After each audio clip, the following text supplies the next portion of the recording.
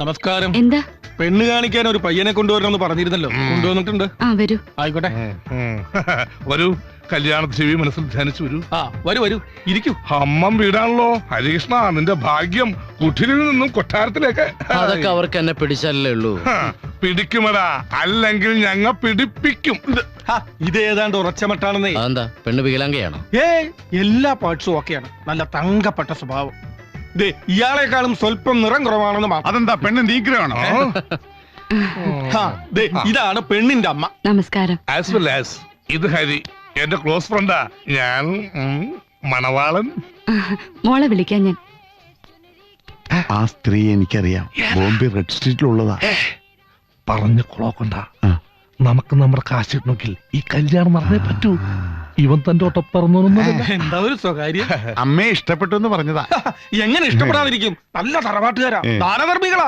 അതെ അതെ, ആ മുഖത്ത് എഴുതി വെച്ചിട്ടുണ്ട്. ആർക്കും വാരിക്കോരി കൊടുക്കുന്നവളാണ്. ആ നടുക്കിരിക്കുന്ന ആളാ മണവാളൻ. ഒന്ന് പോന്നേ. എനിക്കൊന്നും വേണ്ട ചെക്കനെ. എന്താ, നമുക്കും ഇല്ലേ മോളെ കുറവുകള്? അവന്റെ മുഖം ഇത്തിരി കോടിയിരിക്കുന്നു പറഞ്ഞു. ഇത് തന്നെ അമ്മ 10 ലക്ഷം ഓഫർ ചെയ്തിട്ട് കിട്ടിയതാ. ചുമ്മാ കൂടെ കൊണ്ട് ഇടക്ക ഇവൻ തന്നെ ധാരാളാ. മോള് ചെല്ലേ.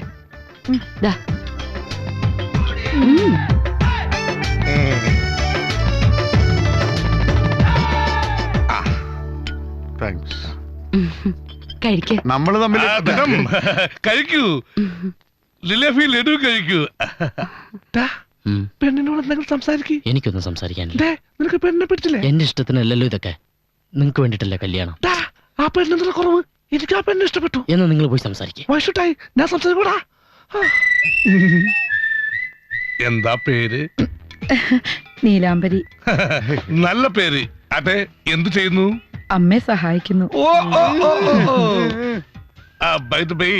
എന്താ ഹോബീസ്? ഐ മീൻ, ഒഴിവ് സമയങ്ങളെങ്കിലും ചിലവഴിക്കുന്നു? ഒഴിവ് സമയം കിട്ടാറില്ല. ഈ കല്യാണം നമ്മൾ ഉറപ്പിച്ചിരിക്കുന്നു.